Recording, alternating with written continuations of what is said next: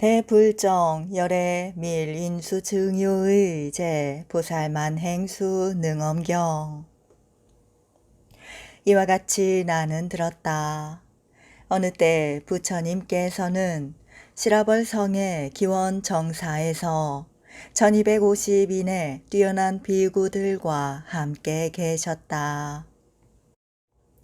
이 비구들은 모두 번뇌가 없는 대아라한이자 불자로서 불법을 지키고 살며 온갖 세계의 속박을 벗어나 태어나는 국토마다 위를 성취할 수 있으니 부처님을 따라 법륜을 굴리며 유촉을 감당할 만하였다. 또 이 비구들은 대행이 매우 청정하여 널리 삼계의 모범이 되고 한량없는 응신으로 중생을 제도하여 해탈케 하며 미래의 중생도 건져내어 온갖 번뇌의 얽힘에서 벗어나게 할 이들이다.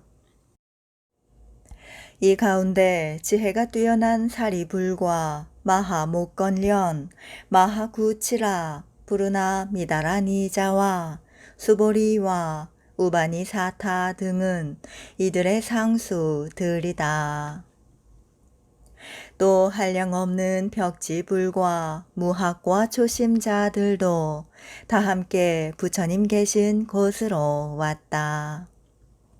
마침 비구들이 여름에 안거 수행을 마치고 그간의 잘못을 서로 고백하여 참회하는 날이므로 시방의 보살들도 마음속에 의심을 물어 결단하기 위하여 자애롭고 엄한 부처님을 공손히 받들어 심오한 뜻을 듣고자 하였다.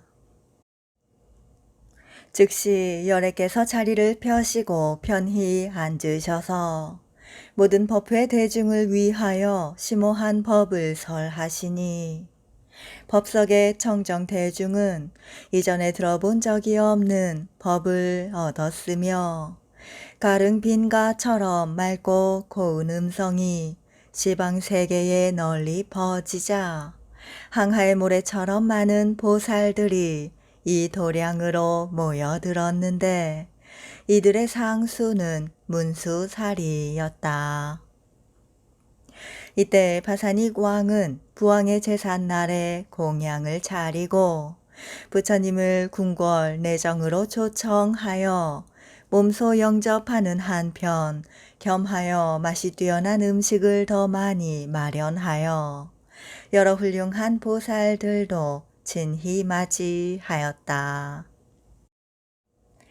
동시에 성안의 장자와 거사들도 스님들의 공양을 준비해 놓고 부처님께서 참석해 주시기를 원했다. 부처님께서는 문수에게 보살과 아라한들을 나누어 거느리고 가서 시주의 청에 응하도록 분부하셨다. 오직 아난만은 미리 별도의 청을 받고 멀리 가서 미처 돌아오지 못했기 때문에 대중의 차례에 참여할 겨를이 없었으며 이미 동행하는 상좌와 아사리도 없이 혼자 돌아오는 길인데 그날따라 공양하려는 이도 없었다. 아나는 지나온 성으로 가서 차례로 공양을 얻기 위해 바루를 들고 가며 마음속에 처음으로 스님들께 공양해 본 적이 없는 단월을 찾아서 공양주를 삼으리라 생각하고 깨끗한 귀족 찰젤이나 더러운 전타라를 묻지 않고 모범으로 평등한 사랑을 행하려고 하였다. 이렇게 미천한 신분을 가리지 않으려는 것은 일체 중생에게 한량없는 공덕을 원만하게 성취시키려는 마음을 내었기 때문이다. 또 하나는 열애께서 수보리와 대가섭에게 아라한이 되고서도 마음이 평등하지 못하다. 고 책망한 일을 이미 알고 있었다. 활짝 열어 가리지 않는 행으로 모든 의심과 비방을 벗어나신 열애를 우러러 존경하며 저 성둘레의 못을 거쳐 성문으로 천천히 걸어가면서 공양법에 걸맞게 매우 엄숙한 위의를 갖추었다. 이때 하나는 걸식하다가 환수를 잘 부리는 마등가 녀를 만났다. 마등가는 사비가라의 선범 천주로 아난을 음실로 끌어들여 음탕한 몸으로 만지고 비비면서 아난의 개체를 망치려고 하였다. 열애께서는 아난이 음욕의 마술에 잡힌 줄 아시고 공양을 마치자마자 바로 기원정사로 돌아오시니 바사닉 왕과 대신과 장자와 거사들도 다 부처님을 따라와서 법문의 요의를 듣고자 하였다.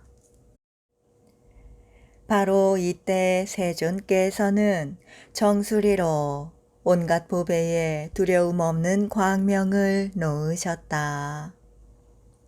그 광명에서는 전잎의 보배 연꽃이 나왔으며 연꽃 위에 가부좌하신 화신 부처님께서 신비한 주문을 외우셨다. 부처님께서는 문수사리 보살에게 그 주문을 가지고 가서 아난을 구해오도록 분부하셨다. 문수 보살은 그 주문으로 나쁜 주문을 소멸시키고 아난과 마등가를 데리고 부처님 계신 곳으로 돌아왔다. 아난이 부처님을 뵙고 머리를 조아려 예를 올리고 슬피 울면서 시작 없는 옛적부터 한결같이 불법을 많이 들어 알기만 하고 도의 힘이 완전하지 못함을 한탄하며 시방열애께서 보리를 성취하신 묘한 사마타와 삼마와 선나의 최초 방편을 간절히 정하였다. 그러자 항하의 모래처럼 많은 보살들과 시방에서 온 여러 훌륭한 아라한들과 벽지 불들도 모두 기쁘게 듣기를 원하며 말없이 물러앉아 거룩한 가르침을 받들고자 하였다. 부처님께서 아난에게 말씀하셨다. 너와 나는 사촌간이지만 정리로는 형제나 다름이 없다. 당초에 발심했을 때 나의 법 가운데 어떤 훌륭한 모습을 보았기에 세상에 깊고 소중한 은혜와 애정을 버렸느냐? 아난이 부처님께 아뢰었다. 저는 열애의 덥시 미묘하고 훌륭한 32상의 형체에서 유리처럼 사무치는 영롱한 빛을 보고 저는 언제나 이 모양은 애욕의 기운으로 생기지 않으리라 고 생각했습니다. 왜냐하면 애욕의 기운은 추하고 탁하며 비린내와 누린내가 서로 어울리고 고름과 피가 어지럽게 섞였으니 이렇게 황금 덩어리처럼 훌륭하고 맑고 묘하고 밝은 빛을 낼 수 없기 때문입니다. 저는 여기에 감동하여 간절히 우러러 존경하면서 부처님을 따라 머리를 깎았습니다. 부처님께서 말씀하셨다. 잘 들었다, 아나나. 너희들은 마땅히 알라. 일체 중생이 시작 없는 아득한 옛적부터 생사를 계속하는 것은 다 상주 신심의 성품이 맑고 밝은 본체를 알지 못하고 온갖 허망한 생각을 제 마음으로 잘못 아는 탓이며 이 생각이 진실하지 못한 까닭에 생사에서 윤회하느니라. 네가 이제 덧없이 높은 보리에 진실하게 열린 밝은 성품을 연마하고자 한다면 마땅히 내가 묻는 말에 곧은 마음으로 대답하라. 시방열애께서도 동일한 길을 따라 생사를 벗어나셨는데 모두 곧은 마음으로 행하셨느니라. 마음과 말씀이 곧으신 까닭에 이와 같이 지위의 시작에서 최종에 이를 때까지 그 중간에 조금도 구부러진 모양이 없으셨느니라. 하나나 내가 이제 너에게 묻겠노라. 네가 답하기를 열애의 32상을 보고 출가할 마음을 내었다고 하였으니 무엇으로 보았으며 무엇으로 좋아했느냐. 하나니 부처님께 아뢰었다. 세존이시여, 이렇게 좋아한 것은 저의 마음과 눈입니다. 눈으로 열애의 거룩한 모습을 보며 마음으로 좋아했기 때문에 저는 발심하여 생사에서 벗어나기를 원했습니다. 부처님께서 아난에게 말씀하셨다. 네가 진실로 좋아한 동기가 마음과 눈에 있다고 말했으니 만일 마음과 눈이 어디에 있는지를 알지 못한다면 번뇌를 항복시킬 수 없느니라. 마치 적의 침략에 당한 국왕이 군대를 일으켜 적을 토벌하려면 적군의 소재를 알아야 하는 것처럼 너를 생사에 흘러다니게 한 것은 마음과 눈의 잘못이니 마음과 눈이 어디에 있는지를 알아야 한다. 나는 이제 너에게 묻겠노라. 마음과 눈은 지금 어디에 있느냐? 아난이 부처님께 아뢰었다. 세존이시여, 일체 세간의 10가지 중생은 누구나 똑같이 그 분별하는 마음은 몸 안에 있고 눈은 얼굴에 있습니다. 비록 푸른 연꽃과 같은 부처님의 눈을 보아도 부처님의 얼굴에 있으시며 이제 제 눈을 보아도 제 얼굴에 있을 뿐이니 이렇게 아는 마음은 몸속에 있습니다. 부처님께서 아난에게 말씀하셨다. 너는 현재 열애의 강당에 앉아 있으니 기타림을 보라. 지금 기타림은 어디에 있느냐? 아난이 답했다.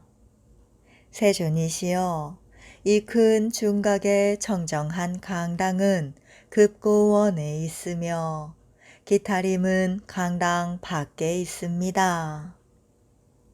부처님께서 말씀하셨다. 아나나, 너는 기타림과 급고원을 본다고 했으니 어떻게 보았느냐? 아난이 답했다. 세존이시여, 이 큰 강당의 문과 창이 활짝 열려 있기 때문에 저는 강당 안에 있으면서 먼 곳까지 볼 수 있는 것입니다. 이때 부처님께서 대중 가운데 황금색의 발을 펴시고 아난의 정수리를 만지시면서 아난과 대중에게 말씀하셨다. 여기 삼마제가 있으니 대불정수 능엄왕이라고 이름한다. 온갖 행이 원만하게 갖춰져 있어서 시방 열애께서 한문으로 뛰어나신 묘하게 장엄된 길이니라. 너는 이제 자세히 들어라. 아나는 머리를 조아려 예를 올리고 엎드려서 부처님의 가르침을 받들고자 하였다. 부처님께서 아난에게 말씀하셨다. 네가 말하기를 몸이 강당 안에 있으면서 문과 창이 활짝 열려 있기 때문에 멀리 기타림과 급고원을 본다고 했으니 어떤 중생이든지 이 강당 안에 있으면서 먼저 열애를 보지 못하고 강당 밖을 보겠느냐? 아난이 답했다. 세존이시여, 강당 안에 있으면서 열애를 보지 못하고 밖의 숲과 냇물을 볼 리가 없습니다. 아나나, 너도 마찬가지다. 네 마음은 일체를 밝게 알고 있으니 만일 너의 현재 밝게 아는 마음이 네 몸 안에 있다면 먼저 당연히 몸속을 밝게 알아야 한다. 어떤 중생이 먼저 몸속을 보고 나서 바깥 물건을 보겠느냐? 비록 심장, 간장, 비장, 위장은 볼 수 없더라도 손톱이 나고 털이 자라고 근육이 움직이고 맥이 뛰는 정도는 참으로 당연히 밝게 알아야 하는데 어째서 모르느냐? 분명 몸속도 모르는데 어떻게 밖을 알겠느냐? 그러므로 마땅히 알라. 깨닫고 아는 마음이 몸 안에 있다는 네 말은 옳지 않느니라. 아나니 머리를 조아려 부처님께 아뢰었다. 제가 이렇게 부처님의 법문을 듣고 보니 제 마음이 몸 밖에 있다는 것을 알았습니다. 왜냐하면 방 안에 등불을 켰을 때 그 불빛은 반드시 먼저 방 안을 비추고 그 방문으로부터 뒤에 뜰과 마당까지 비치는 것과 같기 때문입니다. 일체 중생이 몸속을 못 보고 홀로 몸 밖만을 보는 것은 방 밖에 있는 등불이 방 속을 비추지 못하는 경우와 같겠습니다. 이 뜻은 확실하여 의심할 여지가 없으니 부처님의 분명한 뜻과 일치하여 잘못이 없으리라 생각합니다. 부처님께서 아난에게 말씀하셨다. 이 비구들은 좀 전에 나를 따라 시라벌 성에서 법식대로 공양을 얻고 기타림으로 돌아왔다. 나는 이미 공양을 끝냈으나 공양하고 있는 저 비구들을 보아라. 한 사람의 공양으로 모든 사람이 다 배부를 수 있겠느냐? 아난이 답했다. 그렇지 않습니다. 세존이시여. 왜냐하면 이 비구들은 비록 아라한일지라도 몸과 목숨이 똑같지 않은데 어떻게 한 사람의 공양으로 모든 사람이 다 배부를 수 있겠습니까? 부처님께서 아난에게 말씀하셨다. 만일 너의 깨닫고 알고 보는 마음이 참으로 몸 밖에 있다면 몸과 마음은 서로 따로 떨어져 저절로 상관하지 않으리라. 그러면 마음이 아는 것을 몸은 깨달을 수 없어야 하며 몸이 아는 것을 마음은 알 수 없어야 한다. 너는 이제 내 돌아면 손을 보아라. 네 눈이 보면서 마음도 함께 분별하느냐? 아난이 답했다. 예, 분별합니다. 세존이시여. 부처님께서 아난에게 말씀하셨다. 만일 네 눈과 마음이 서로 안다면 어째서 네 마음이 밖에 있다고 하겠느냐? 그러므로 마땅히 알라. 깨달아 아는 마음이 몸 밖에 있다는 네 말은 옳지 않느니라. 아난이 부처님께 아뢰었다. 세존이시여, 부처님께서 말씀하신 대로 몸속을 보지 못함으로 몸 안에 있다고 할 수 없고, 몸과 마음이 서로 알면서 서로 떨어져 있지 않기 때문에 몸 밖에 있다고 할 수 없습니다. 제가 지금 생각해 보니 그 마음이 있는 한 곳을 알았습니다. 부처님께서 말씀하셨다. 그 한 곳이란 어디를 말하느냐? 아난이 말했다.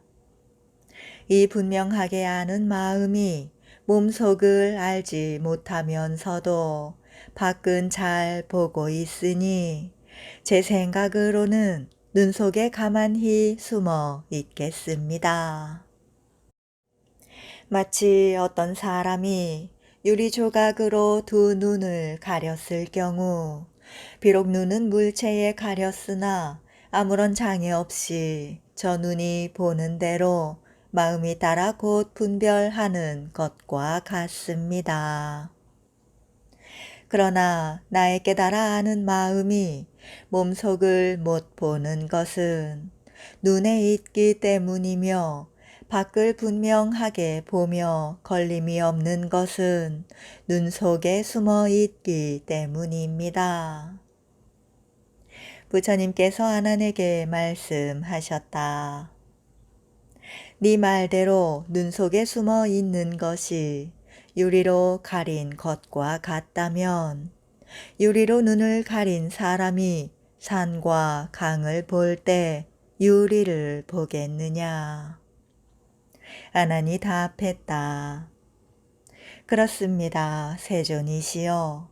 그 사람은 유리로 눈을 가렸기 때문에 당연히 유리를 보게 됩니다. 부처님께서 아난에게 말씀하셨다. 네 마음이 눈에 유리를 댄 것과 같다면 산과 강을 볼 때 어째서 눈을 못 보는 것이냐? 만일 눈을 본다면 눈은 곧 경계와 똑같아서 눈이 보는 대로 마음이 따라 분별한다는 말은 성립될 수 없으며 만일 눈을 볼 수 없다면 어째서 이 분별하고 아는 마음이 눈에 유리를 댄 것처럼 눈 속에 숨어 있다고 하겠느냐. 그러므로 마땅히 알라. 깨달아 아는 마음이 눈에 유리를 댄 것처럼 눈 속에 가만히 숨어 있다는 이 말은 옳지 않느니라. 아난이 부처님께 아뢰었다. 세존이시여, 저는 이제 또 이렇게 생각해 보았습니다. 중생의 몸을 보면 오장, 육부는 속에 들어있고 구멍은 밖에 있으니 부장에 있으면 어둡고 구멍에 있으면 밝습니다. 지금 제가 부처님을 상대하여 눈뜨고 밝음을 보는 것으로 몸 밖을 본다 하고 눈 감고 어둠을 보는 것으로 몸 속을 본다고 한다면 이 뜻은 어떻습니까? 부처님께서 아난에게 말씀하셨다. 네가 눈을 감고 어둠을 볼 때 이 어두운 경계가 눈과 상대하였느냐? 눈과 상대하지 않았느냐? 만일 눈과 상대했다면 어둠은 눈앞에 있으니 어떻게 몸속이 성립되겠느냐? 만일 눈앞에 어둠으로 몸속이 성립된다고 한다면 해와 달과 등불도 없는 암실에 있을 때는 그 방 안의 어둠은 온통 너의 내장이겠구나. 만일 어둠이 눈과 상대하지 않았다면 어떻게 보는 것이 성립되겠느냐? 만일 바깥 보는 것을 떠나서 안의 상대가 성립된다 하여 눈 감고 어둠을 보는 것으로 몸속을 본다고 한다면 눈 뜨고 밝은 것을 볼 때는 어째서 얼굴을 못 보느냐? 만일 얼굴을 못 본다면 안을 상대하여 본다는 말이 성립되지 않느니라. 얼굴 보는 것이 성립된다면 이 분별하여 아는 마음은 눈과 함께 허공에 있어야 하는데 어떻게 속을 본다는 말이 성립되겠느냐. 만일 허공에 있다면 그 자체로 네 몸이 아니며 이 열애가 지금 네 얼굴을 보는 것도 마땅히 네 몸이라고 해야 하겠구나. 그렇다면 허공에 있는 네 눈은 이미 안다 해도 당연히 몸은 깨닫지 못해야 한다. 네가 끝까지 고집하여 몸과 눈이 둘 다 안다고 한다면 당연히 두 아는 작용이 있어야 하고 너 한 사람이 마땅히 두 부처를 이뤄야 하리라. 그러므로 마땅히 알라. 어둠을 보는 것으로 몸속을 본다는 네 말은 옳지 않느니라. 하나니 말했다. 저도 항상 들었습니다. 부처님께서 사부 대중에게 말씀하시기를 마음이 생기기 때문에 여러 가지 법이 생기고 법이 생기기 때문에 여러 가지 마음이 생긴다고 하셨습니다. 저는 지금 이 말씀을 생각하였으며 이 생각하는 자체가 바로 제 심성이니 합하는 곳을 따라서 마음이 따라 있을 뿐 안과 밖과 중간의 세 곳에 있는 것이 아닙니다. 부처님께서 아난에게 말씀하셨다. 네가 지금 법이 나기 때문에 여러 가지 마음이 생긴다고 하여 합하는 곳을 따라서 마음이 따라 있다고 한다면 이 마음이 자체가 없으면 합할 곳이 없을 것이며 만일 자체가 없어도 합할 수 있다고 한다면 19개가 질진을 따라 합한다는 말이니 전혀 뜻이 되지 않는다. 만일 자체가 있다면 너는 손으로 네 몸을 찔러 보아라. 네 아는 마음이 안에서 나오느냐, 밖에서 들어오느냐. 안에서 나온다면 몸속을 보아야 하고 밖에서 들어온다면 마땅히 얼굴을 보아야 한다. 하나님 말했다. 보는 것은 눈이고 마음으로 아는 것은 눈이 아닌데 마음이 본다는 것은 이치에 맞지 않습니다. 부처님께서 말씀하셨다. 만일 눈만으로도 볼 수 있다면 네가 방 안에 있을 때 문만으로 볼 수 있겠느냐? 그렇다면 이미 죽은 사람들도 아직 눈을 가지고 있으니 마땅히 다 물건을 보아야 하리라. 만일 물건을 본다면 어찌 죽었다고 하겠느냐? 아나나, 또 너의 깨달아 아는 마음이 만일 분명 자체가 있다면 그 체는 하나이냐 여럿이냐? 지금 네 몸에 두루 한 체냐 두루 하지 않는 체냐? 만일 체가 하나라면 너는 손으로 한 팔을 찔렀을 때 사지가 다 느껴야 하고, 만일 다 느낀다면 마땅히 찌른 자리가 따로 없으리라. 만일 찌른 자리가 따로 있다면 체가 하나란 뜻은 저절로 성립될 수 없다. 만일 체가 여럿이라면 여러 사람이 될 텐데 어느 체를 너라고 하겠느냐? 만일 네 몸에 두루 한 체라면 앞서 한 팔을 찔렀을 때처럼 몸 전체가 다 느껴야 할 것이며, 만일 네 몸에 두루 하지 않는 체라면 너는 머리를 만지면서 발도 만져보아라. 머리가 만지는 줄 안다면 발은 당연히 만지는 줄을 몰라야 하지만 너는 지금 그렇지 않으리라.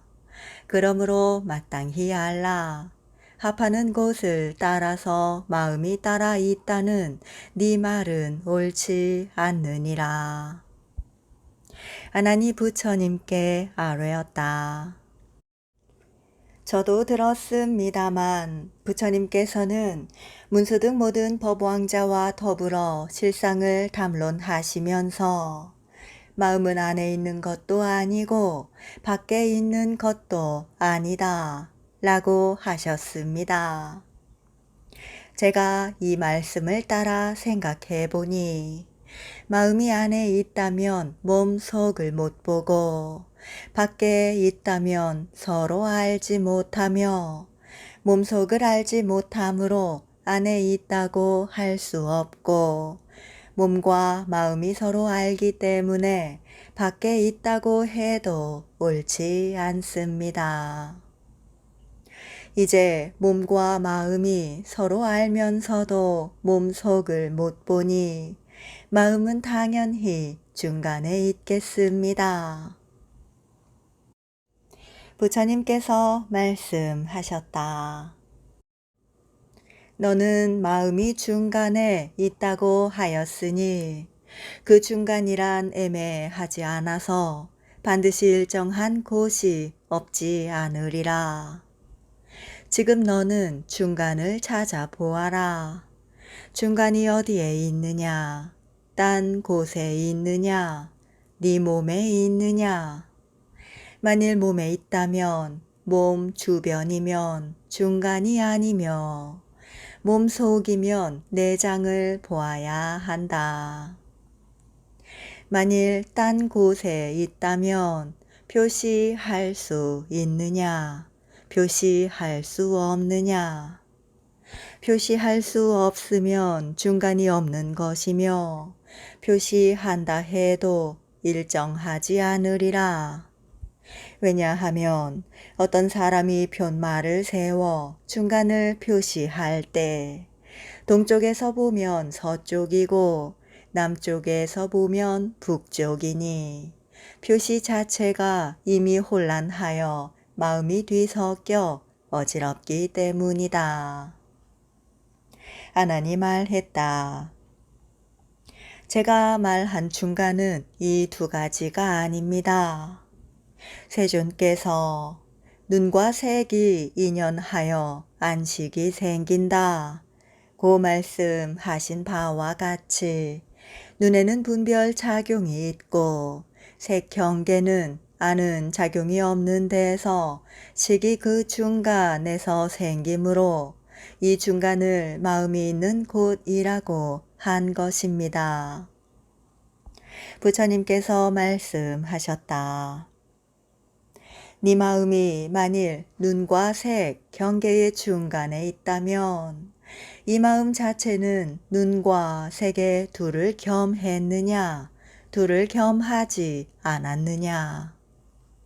만일 둘을 겸했다면 색과 눈이 어지럽게 섞일 뿐 아니라 색은 눈의 분별 작용이 아니니 색의 무지와 눈의 분별이 딴 편으로 갈라설 텐데 어찌 중간이 되겠느냐. 둘을 겸하지 않았다면 눈의 분별도 색의 무지도 아니어서 자체의 성품이 없는데 중간이란 어떤 모양이냐. 그러므로 마땅히 알라. 마음이 중간에 있다는 네 말은 옳지 않느니라. 아나니 부처님께 아뢰었다. 세존이시여, 제가 예전에 들으니 부처님께서 목건련과 수보리와 부르나와 사리불 등 내 제자와 함께 법륜을 굴리시면서 깨닫고 알고 분별하는 마음은 안에도 있지 않고 밖에도 있지 않고 중간에도 있지 않아서 어디에도 있는 곳이 없다고 하셨습니다. 이것은 일체 무착이 마음이라는 뜻이니 제가 이 무착을 마음이라고 하면 어떻겠습니까? 부처님께서 아난에게 말씀하셨다. 네 말대로 깨닫고 알고 분별하는 마음이 어디에도 있지 않다면 세상과 허공의 물과 육지에서 날아다니고 기어다니는 온갖 물상을 일체라고 하는데 네가 집착하지 않는다는 것은 일체가 있는 데서 집착하지 않는다는 말이냐? 일체가 없는 데서 집착하지 않는다는 말이냐?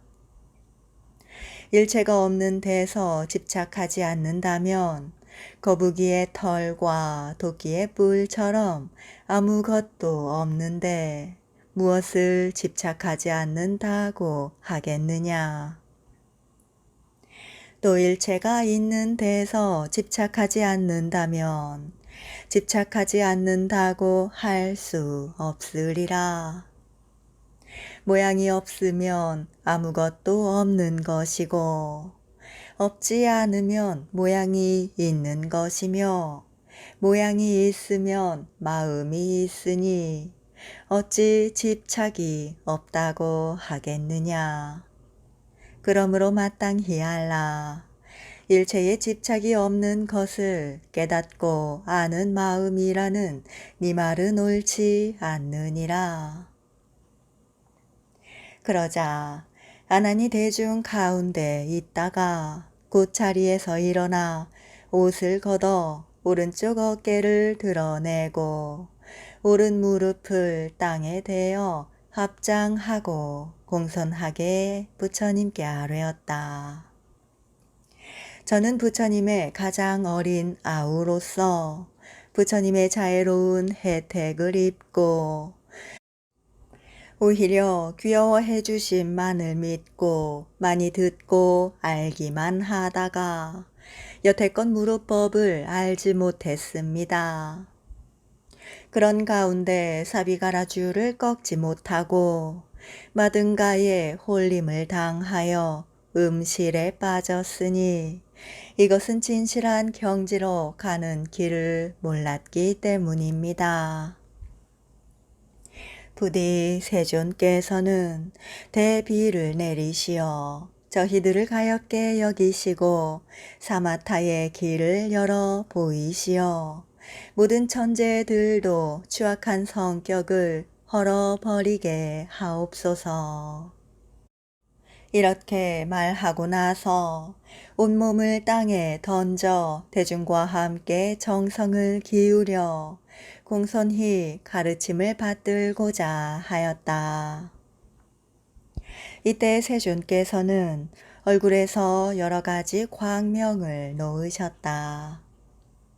그 빛이 백천의 햇살처럼 휘황찬란하게 비치자 드넓은 부처님의 세계가 6가지로 진동하면서 지방의 티끌처럼 많은 세계가 일시에 열려 나타났다. 부처님께서 위신력으로 이 모든 세계를 합하여 한 세계를 이루시니 그 세계의 보살들은 본 국토에 머문 그대로 합장하여 가르침을 받들고자 하였다. 부처님께서 아난에게 말씀하셨다. 일체의 중생이 시작 없는 옛적부터 가지가지로 뒤바뀌어 업의 종자가 자연히 악차 나무의 열매 덩어리와 같으니 수행자들은 더없이 높고 바른 깨달음을 성취하지 못하고 따로 성문과 연각이 되거나 온갖 외도와 모든 하늘과 마왕과 그 권속이 되는 것은 다 두 가지 근본을 알지 못하고 어지럽게 뒤섞여 수습하기 때문이다. 이러한 수행은 마치 모래를 삶아서 좋은 음식을 만들려는 것처럼 아무리 오랜 겁을 지낼지라도 성취할 수 없느니라. 무엇을 두 가지 근본이라고 하겠느냐? 아나나, 첫째는 끝없는 옛적부터 나고 죽는 근본으로서 네가 지금 모든 중생과 함께 반연하는 마음을 제 성품으로 아는 일이며, 둘째는 시작 없는 보리 열반의 원래 정정한 본체로서 네가 지금 식정의 원래 밝음으로 모든 인연을 내고 그 인연으로 잃어버린 것이니라. 모든 중생은 이 원래 밝은 본체를 잃어버렸기 때문에 비록 종일토록 행할지라도 스스로 깨닫지 못하고 어긋나게 여러 갈래로 들어가느니라. 아나나, 네가 이제 사마타의 길을 알고 생사에서 벗어나기를 원한다면 이제 또 네게 묻겠노라. 즉시 열애께서 곧 황금색 팔을 들어 5 손가락을 구부리면서 아난에게 말씀하셨다. 너는 지금 보고 있느냐? 아난이 말했다. 예, 보고 있습니다. 부처님께서 말씀하셨다. 무엇을 보느냐? 아난이 말했다. 저는 열애께서 팔을 들고 5 손가락을 구부려 광명이 빛나는 주먹을 만드시고 제 마음과 눈에 비추시는 모습을 봅니다. 부처님께서 말씀하셨다. 너는 무엇으로 보느냐? 아난이 말했다. 저는 이 대중과 함께 똑같이 눈으로 봅니다. 부처님께서 아난에게 말씀하셨다. 네가 이제 나에게 답하기를 열애가 팔을 들고 손가락을 구부려 광명이 빛나는 주먹을 만들어서 너의 마음과 눈에 비춰주는 것을 본다고 했는데 네 눈은 본다고 하겠으나 무엇을 마음이라 하여 내 주먹에 비치는 모양을 아는 것이냐? 아난이 말했다. 열애께서 방금 마음이 있는 곳을 물으시자 저는 마음으로 추궁하여 찾아보았으니 이 추궁하는 자체를 저는 마음이라고 생각합니다. 부처님께서 말씀하셨다. 돌 아나나, 그것은 네 마음이 아니니라. 이 말을 듣자 아나는 소스라치게 놀라서 벌떡 일어나 자리를 피하여 합장하고 부처님께 아뢰었다. 이것이 제 마음이 아니라면 무엇이라고 하겠습니까? 부처님께서 아난에게 말씀하셨다. 그것은 앞 경계의 허망한 모양을 인연하는 생각이며 너의 참 성품을 미혹시킨 번뇌이니라. 너는 시작 없는 옛적부터 금생에 이르도록 도적을 아들로 잘못 알고 너의 본래 영원한 마음을 잃어버렸기 때문에 생사의 윤회를 받고 있느니라. 아난이 부처님께 아뢰었다. 세존이시여, 저는 부처님의 귀여운 아우로서 마음 깊이 부처님을 좋아하여 출가하였으나 제 마음이 어찌 홀로 열애만 공양하겠습니까? 나아가 항하의 모래처럼 많은 국토를 두루 다니며 모든 부처님과 선지식을 받들어 섬기거나 큰 용맹을 일으켜서 온갖 행하기 어려운 불법의 일을 행할지라도 다 이 마음으로 행하는 것이며 또 가령 법을 비방하여 영원히 선근에서 물러날지라도 역시 이 마음 때문입니다.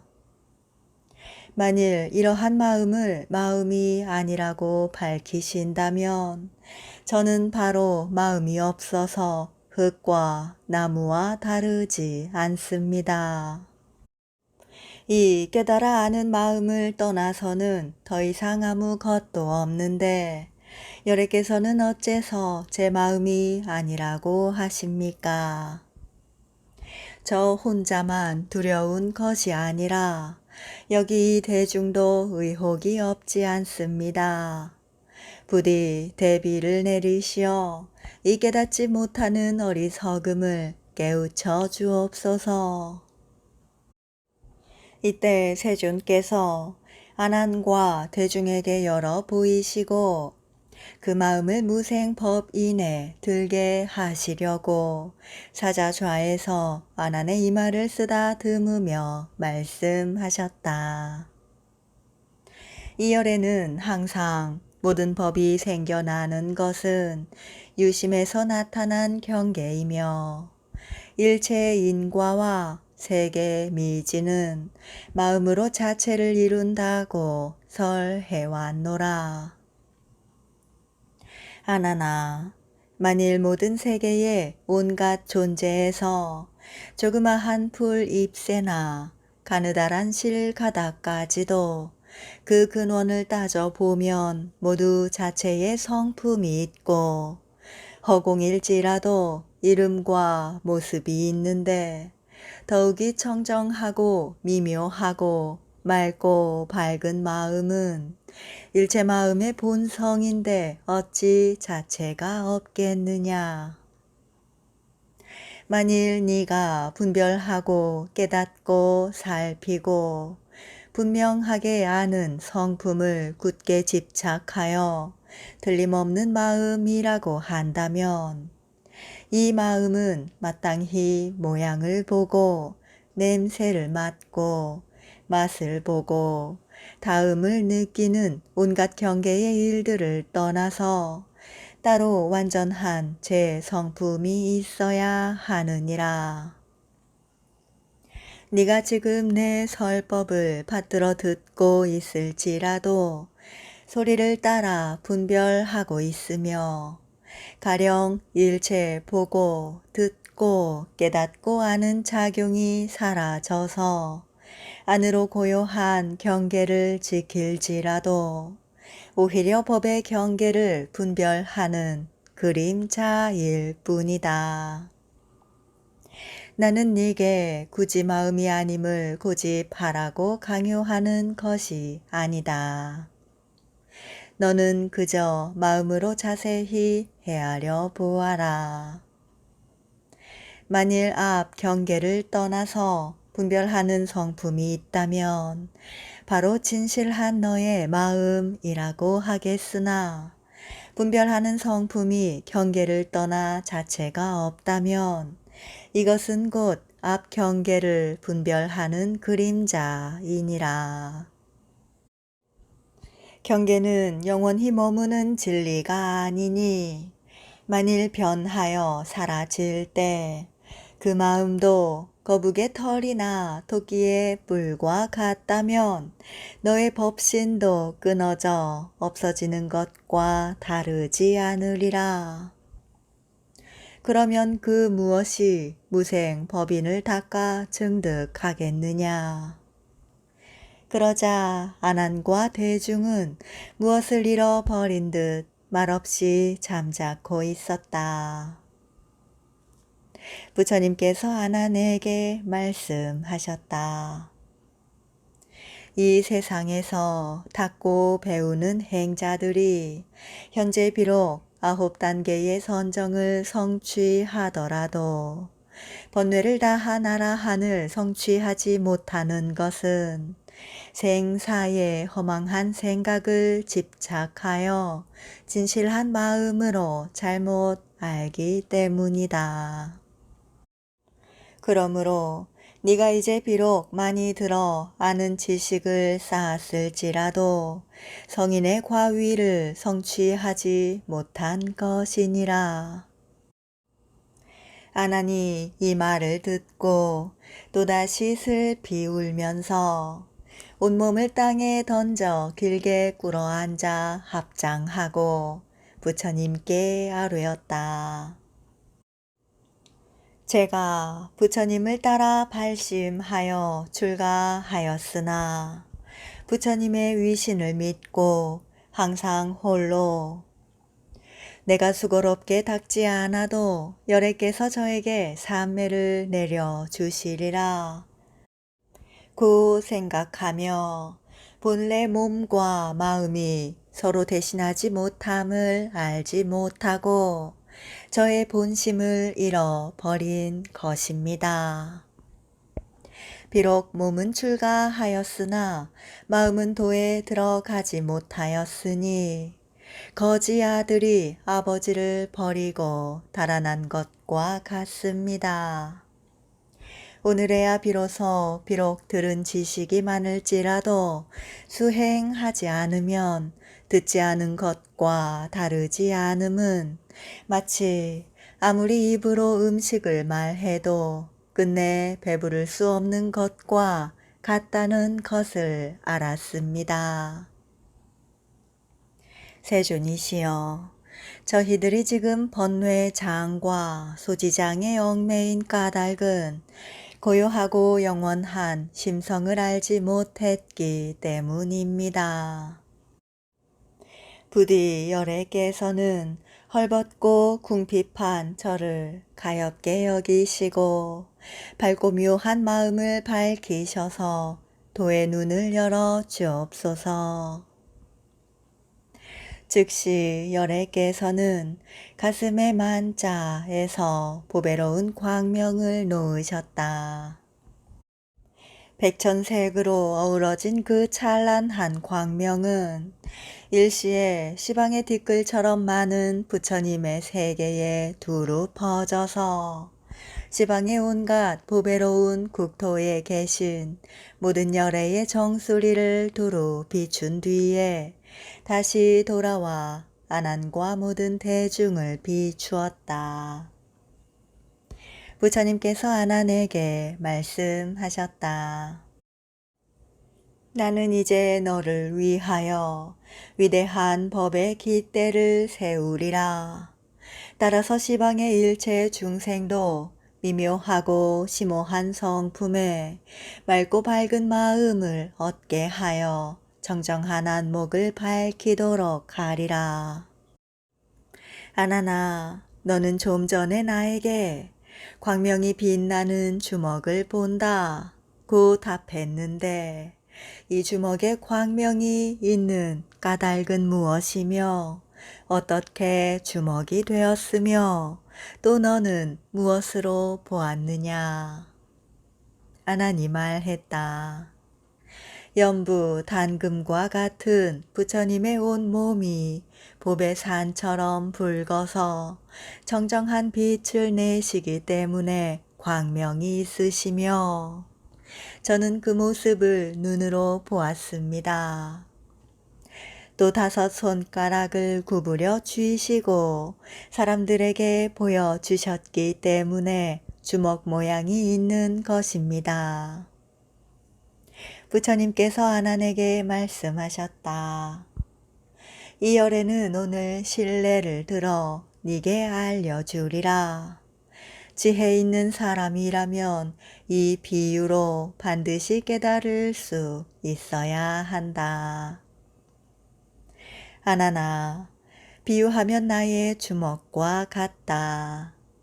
만일 내 손이 없다면 내 주먹을 만들 수 없으며 네 눈이 없다면 너는 볼 수 없으리라.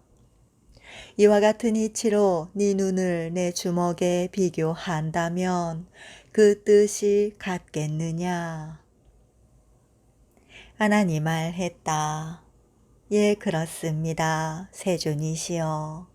제 눈이 없다면 저는 볼 수 없으므로 제 눈을 열애의 주먹에 비교한다면 실제와 뜻이 서로 같겠습니다. 부처님께서 아난에게 말씀하셨다. 너는 서로 같다고 했으나 이 뜻은 그렇지 않다. 그 까닭은 만일 손이 없는 사람이라면 전혀 주먹을 만들 수 없으나 눈이 없는 사람은 전혀 못 보는 것이 아니기 때문이다. 그 이유를 말하리라. 네가 시험 삼아 길거리로 가서 맹인들에게 당신은 무엇을 봅니까?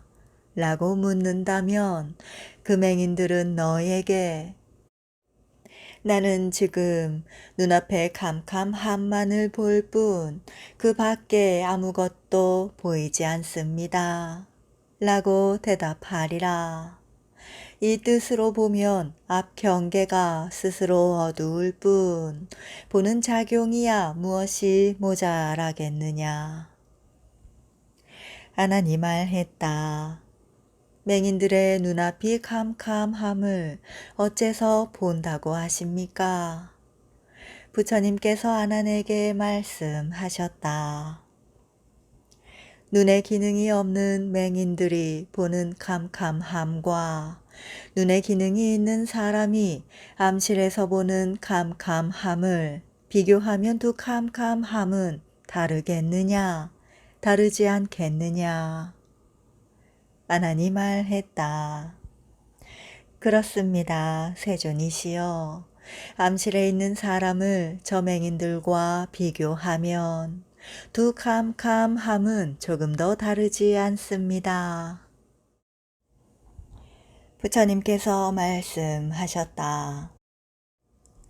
만일 눈먼 사람이 눈앞의 캄캄함만 보다가 호련히 눈빛을 얻고 다시 앞 경계에서 갖가지 물체를 보았을 때 이를 눈이 본다고 한다면 저 암실에 있는 사람이 눈앞에 캄캄함만 보다가 호련히 등빛을 얻고 앞 경계에서 갖가지 물체를 본다면 당연히 등이 본다고 해야 하리라. 만일 등이 본다면 보는 능력은 등에 있으니 자연히 등이라고 이름할 수 없으며 또 등이 보는 것이니 너와 무슨 상관이냐. 그러므로 마땅히 알아야 한다.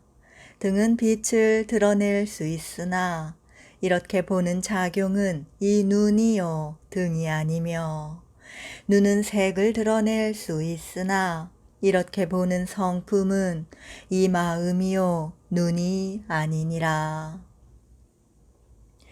아난이 또 이 말을 듣자 대중과 함께 비록 입으로는 이미 할 말이 없어졌으나 마음으로는 아직도 깨닫지 못하였으니 오히려 열애께서 자비하신 음성으로 설해 주시기를 바라면서 합장하여 마음을 비우고 부처님의 자비로운 가르침을 기다렸다.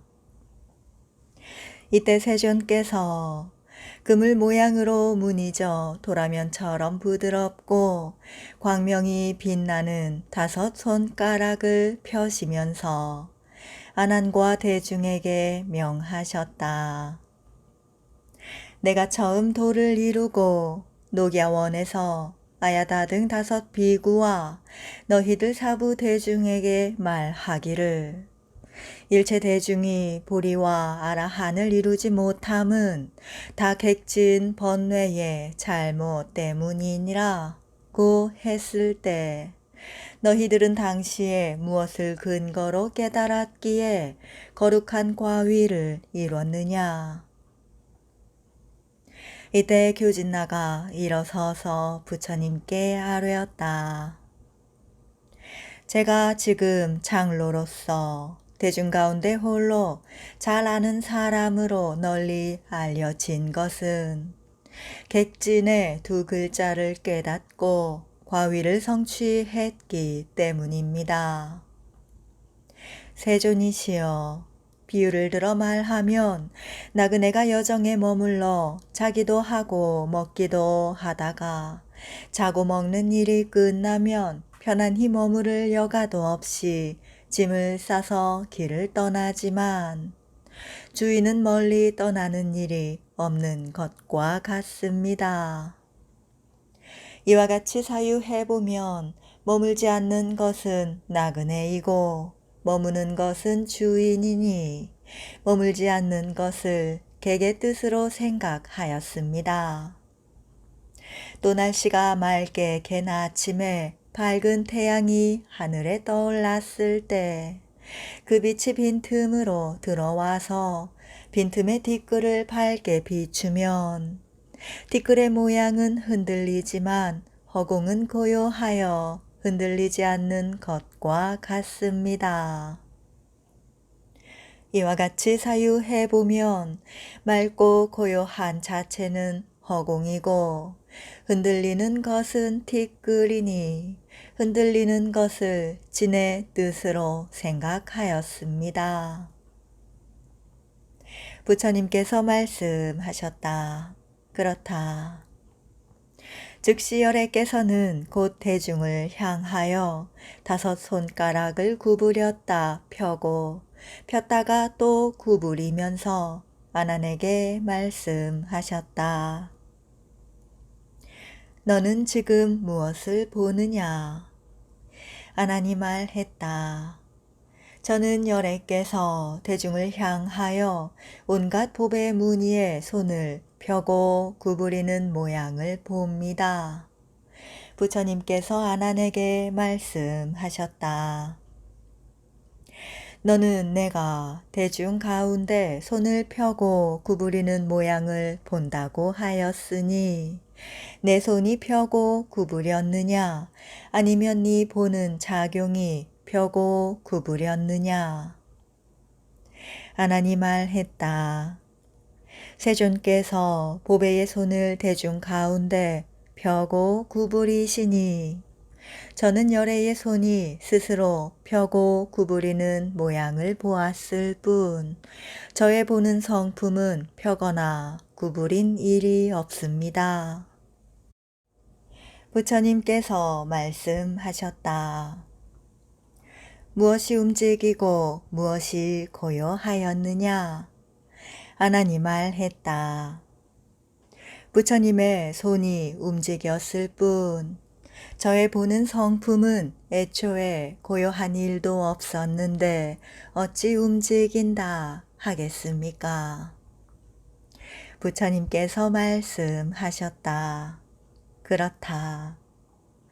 열애께서는 여기에 손바닥으로 한 줄기 보배의 광명을 날려서 아난의 오른쪽에 보내시니 아난은 머리를 돌려 오른쪽을 보았고 또 한 줄기 보배의 광명을 날려서 아난의 왼쪽에 보내시니 아난은 머리를 돌려 왼쪽을 보았다. 부처님께서 아난에게 말씀하셨다. 지금 네 머리가 어째서 좌우로 흔들렸느냐? 아난이 말했다. 열애께서 미묘한 보배의 광명을 날려서 저의 왼쪽과 오른쪽에 보내시니 저는 그 광명을 보느라고 저절로 머리가 좌우로 흔들렸습니다. 부처님께서 말씀하셨다. 아나나, 너는 열애의 광명을 보느라고 머리가 좌우로 흔들렸다고 하니 네 머리가 흔들렸느냐? 아니면 내 보는 성품이 흔들렸느냐? 아나니 말했다. 세존이시여, 제 머리가 저절로 흔들렸을 뿐 저의 보는 성품은 애초에 멈춘 일도 없었는데 어찌 흔들린다 하겠습니까? 부처님께서 말씀하셨다. 그렇다. 부처님께서 널리 대중에게 말씀하셨다. 만일 중생이 흔들림을 티끌이라 하고 머물지 않음을 나그네라고 한다면 너희들은 아난을 보라. 머리가 저절로 흔들렸을 뿐 보는 성품은 흔들리지 않았느니라. 또 너희들은 나를 보라. 손이 스스로 펴고 구부렸을 뿐 보는 성품은 펴거나 구부리지 않았느니라. 그럼에도 어째서 너희들은 지금 움직임을 몸으로 삼고 흔들림을 경계로 삼아서 처음부터 끝까지 생각마다 생하고 멸하는 가운데 진실한 성품을 잃어버리고 거꾸로 일을 행하는 것이냐. 이렇게 심성이 진실을 잃고 물체를 자신으로 알아서 그 속을 윤회하며 스스로 흘러다니는 것이니라.